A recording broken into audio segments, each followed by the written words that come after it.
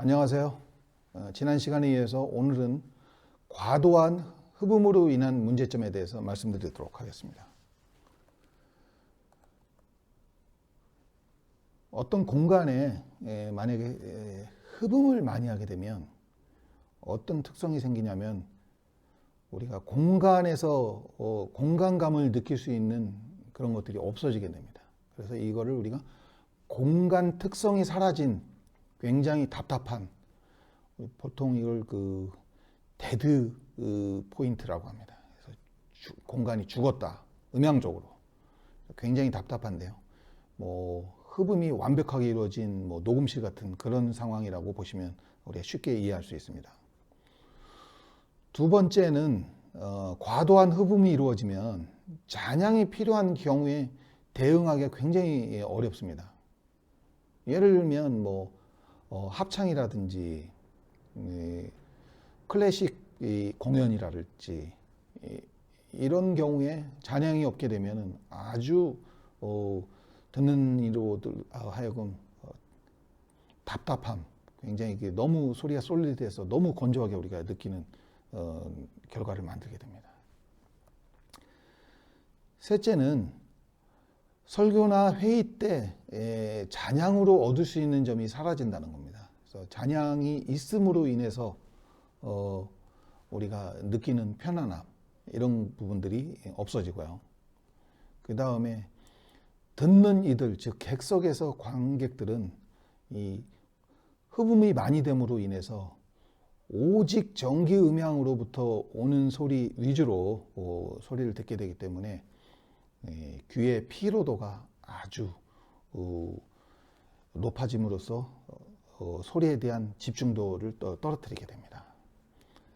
그 다음에 공간감을 만들기 위해서 인위적으로 우리가 전기음향에서 주로 사용하고 있는 리버버레이터, 즉 이런 이펙터들을 만들어 주어야 되는 또 2차적인 불필요한 기능들을 사용할 수밖에 없게 되는 결과가 생깁니다. 그래서 과도한 흡음은 어떤 경우에도 음향에 이롭지 않은 굉장히 바람직하지 않은 결과라고 할 수 있겠습니다. 그 다음에 이제 흡음의 균형이 깨지는 문제인데요. 여러분들 보시면은 흡음이 어떤 공간에서 전 대역에 걸쳐서 이루어져야 되는데 그렇게 이루어지지 않고 고음은 흡음이 많이 되고 중음도 좀 어느 정도 되고 저음은 계속 살아있어서 웅웅거리고 좀 이런 경우가 사실 대표적인 경우거든요. 그 다음에 이 공간은 사실은 어차피 음향적인 목적을 위해서 소리가 나오는 곳이 있고 그 다음에 그 소리가 타겟으로 하는 객석이 존재하게 되는데 이런 부분들이 구분되지 않고 모든 부분이 흡음이 이루어지면 결국에 그 균형이 깨진 흡음이라고 할 수 있겠습니다. 그 다음에 이런 경우에 베이스 트랩을 이용을 해가지고 저음을 제거하고 중고음은 흡음하기보다는 디퓨저라고 하는 소재를 통해서 적절히 조절하는 기술이 필요합니다. 즉 우리가 사용하는 20Hz부터 20kHz의 우리 가청 대역의 주파수는 하나의 음향 소재로 컨트롤하기가 힘듭니다. 따라서 흡음재와 디퓨저와 베이스 트랩 이 세 가지 요소를 적절히 균형감 있게 사용해서 흡음을 해야 할 것입니다. 흡음의 영역적 균형의 문제에 대해서 한번 말씀드리도록 하겠습니다. 흡음은 물론 공간별로 우리가 흡음해야 될 목적과 정도가 다 다른데 그것을 어떻게 효율적으로 하느냐가 대단히 중요합니다. 그래서 위치에 따른 고려를 반드시 해야 되고요. 그 다음에 어떤 지점은 어떤 흡음재로 어떤 방식으로 처리할지 이런 것들에 대해서 정의를 해야 되는 거죠. 예를 들면 구석의 코너 부분 같은 데들은 소리가 아무래도 몰리게 됩니다. 그래서 폐쇄된 공간이다 보니까 이런 부분에서 특정 대역들이 소리가 커지게 되고, 그런 커진 요인들은 항상 음향의 그 문제, 트러블을 만들게 되기 때문에 이런 거를 어떻게 처리할지 이런 부분이 대단히 그 중요한 요인이라고 할 수 있습니다. 그 다음에 전기음향을 통해서 우리가 음향을 완성해 가기 때문에 최초 어쿠스틱한 우리 사람들의 목소리를 수음하는 마이크에 만약 공간 감감이 들어간다면 굉장히 곤란하겠습니다. 그래서 공간감을 수음하지 않는 최대한 이런 것들을 자제하는 것들이 중요한 포인트라고 할 수 있습니다. 물론 완벽하게 하는 것은 불가능합니다. 하지만 최대한 마이크에는 공간감이 들어가지 않고 전기음향에서 나온 구체적으로는 스피커에서 나오는 소리가 공간에서 공간감을 만들도록 하는 이런 메커니즘이 중요하다고 할 수 있겠습니다. 즉 스피커로부터 나오는 신호를 그대로 받을 수 있는 반대편의 흡음의 강도를 최대로 해야겠습니다. 무슨 얘기냐면 스피커에서 오는 직선적으로 오는 이 소리가 가장 많이 부딪히는 부분, 결국에 이 공간을 막고 있는 부분이겠죠. 그래서 주로는 건물의 출입구가 되겠죠. 혹은 발코니를 막고 있는 그런 부분도 되겠습니다. 그래서 요 네 번째 카테고리, 스피커로부터 오는 신호를 그대로 받는다는 것은 직접적으로 받는, 결국에 이 부분이 반사가 제일 심하게 되기 때문에 반사가 심한 부분일수록 흡음의 강도를 높여야 된다. 이런 말씀을 드렸습니다. 그 다음에 과도한 비용 발생으로 인해서 건축비가 상승될 수 있다. 즉 무슨 얘기냐면요, 건축음향과 상관없는 고비용의 자재를 사용함으로써 불필요한 비용이 많이 발생되는 경우가 굉장히 많습니다. 주로 이제 캐톨릭 교회에서 이런 경우들이 많은데요. 유리라든지 아주 비싼 대리석 자재를 사용한다든지 이런 것도 인해서 건축비 상승하고 이제 직결되는.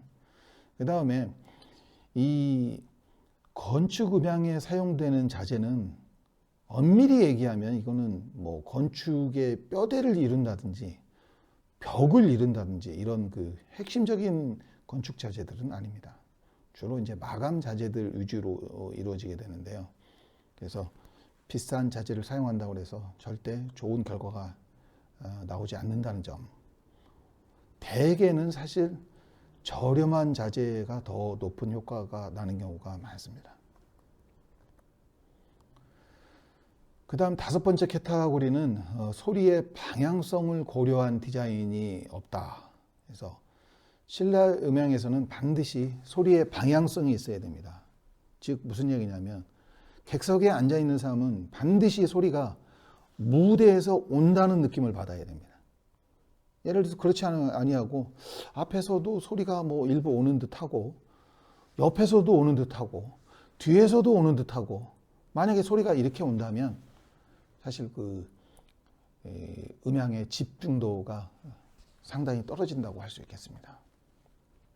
그리고 방향성은 사람이 소리의 이미지를 느끼는데 필요한 매우 중요한 요인입니다. 그래서 소리가 무작정 잘 들린다 하더라도 이 소리가 어디에서 오는지, 이런 음감이죠. 음상, 소리의 이미지가 어디에서 오는지를 사람이 느낀다는 건 대단히 중요합니다. 사람은 우리가 소리를 들었을 때 이게 어느 방향에서 오는구나 이거를 느끼게 되는데, 이런 것들이 모호하게 돼 있는 공간이라고 한다면 사람들에게 집중도를 심하게 떨어뜨릴 수 있는 요인 중에 하나겠죠. 그 다음에 이런 것들을 실현하기 위해서 방향성을 만들 수 있는 건축 음향적 소재를 설치할 필요가 있다. 그래서 이런 부분들이 소리의 방향성을 제어하는 데 중요한 디자인이자 고려할 점이라고 할 수 있겠습니다. 그래서 어느 방향으로 소리를 보내느냐에 따라서 건축 음향의 설계지는 굉장히 달라지게 되는데요. 여러분들 보시다시피 이건 굉장히 큰 오페라 하우스입니다. 소리가 어느 방향으로 가야 될까요? 지금 이 우리 그림을 보면서. 네, 맞습니다. 지금 여러분들은 무대에서 객석을 총해서 지금 바라보고 계시는 거거든요. 소리는 이 방향으로 가야 돼요. 만약에 이 방향으로 가지 않고, 예를 들어서 제가 이제 마우스로 이제 지금 표시를 하는데요. 만약에 이쪽에서도 이쪽으로 오고, 이쪽에서도 이렇게 오고, 만약에 그렇다고 하면 소리의 방향성은 틀어지게 됩니다. 그래서 이런 부분들이 건축 음향에 있어서 대단히 중요한 요인이다, 이렇게 말씀드릴 수 있겠습니다. 그래서 건축 음향은 과연 어때야 되는가, 우리가 건축 음향을 통해서 고려할 점들이 무엇인가, 이런 부분들은 결론적으로 첫째, 건축 음향의 그 미흡함을 우리가 전기 음향이 대체할 수는 없다, 해결할 수는 없다. 건축 음향은 건축 음향으로서 해결되는 방법밖에 없습니다. 이게 참 일부의 사람들이, 일부의 전문가라고 하시는 분들이 많이 그 일반인들에게 현혹시키는 요인 중에 하나입니다. 절대 건축 음향은 전기 음향을 대체할 수 없습니다. 서로 보완하는 관계이지 서로를 대체할 수 있는 관계는 절대 아닙니다. 그래서 이 부분들을 명심하시기 바라고요. 그 다음에 건축 음향이 만약에 완성도가 대단히 높다. 건축 음향의 완성도가 대단히 높다는 것은 이렇게 얘기할 수 있습니다. 예를 들어서 우리가 어떤 건축 현장에 가서 무대에 서가지고 뭐 육성으로 노래를 한다든지, 만약에 뭐 강의를 한다든지 육성으로 전기 음향을 사용하지 않고요 했을 때 그것으로도 어느 정도의 효과가 잘 나고 있다는 거죠. 그렇다면 이게 바로 완성도가 높은 겁니다. 그래서 완성도가 높으면 전기 음향에 그 의존하는 의존도가 굉장히 줄여질 수 있다는 거죠. 굉장히 이게 지금 바람직한 요소 중에 하나라고 봅니다. 그 다음에 건축 음향의 완성도를 높이는데 이 비용이 반드시 중요한 요인이 되지는 않는다는 것입니다. 그래서 비용은 중요한 요소가 아니고 설계와 그 다음에 어떤 소재를 어떻게 배치했느냐라는 하는 그 과학적인 음향적인 배려라고 할 수 있겠습니다. 그 다음 바람직한 건축 음향이라는 게 과연 무엇일까? 이 얘기는 우리가 음향을 평가할 때 굉장히 주관적이다. 음향이 뭐 소리가 좋다 나쁘다, 뭐 어느 공연장에 갔더니 굉장히 소리가 좋게 들리더라, 어디 갔더니 좀 답답하게 들리더라, 우리가 뭐 이런 얘기 쉽게 많이 할 수 있죠. 그런 아주 그 간단한 기준을 가지고 우리가 볼 수 있습니다. 여러분이 어느 공간에 가서 듣는데 굉장히 기분 좋게 들려요. 그렇다면 그것은 건축 음향이 좋은 겁니다. 전기 음향이 하고 어떻게 해서 좋은지는 아직 모르지만 일단은 건축 음향이 거기는 굉장히 잘 돼 있다, 이렇게 보시면 되겠습니다. 그 다음에 건축 음향을 완벽하게 하지 않고서는 음향이 완성될 수 없다는 얘기입니다. 그래서 첫째가 건축 음향. 건축 음향이 완벽하게 돼야 돼요. 만약에 완벽하게 안 되고 굉장히 최악의 경우로 만약에 건축 음향이 돼 있다, 이거를 극복할 수 있는 전기 음향은 존재하지 않고, 물론 어느 정도야 조금 우리가 개선할 수는 있겠지만 근본적인 방안은 존재하지 않는다는 사실입니다. 따라서 건축음향과 독립적으로 이 두 개가 서로 상호 보완하는 관계이고 서로 또 서로 다투는 관계도 아니고요. 두 관계가 감당해야 될 그 부분이 따로따로 존재한다는 사실입니다. 이것으로 오늘 강의를 마치도록 하겠습니다. 감사합니다.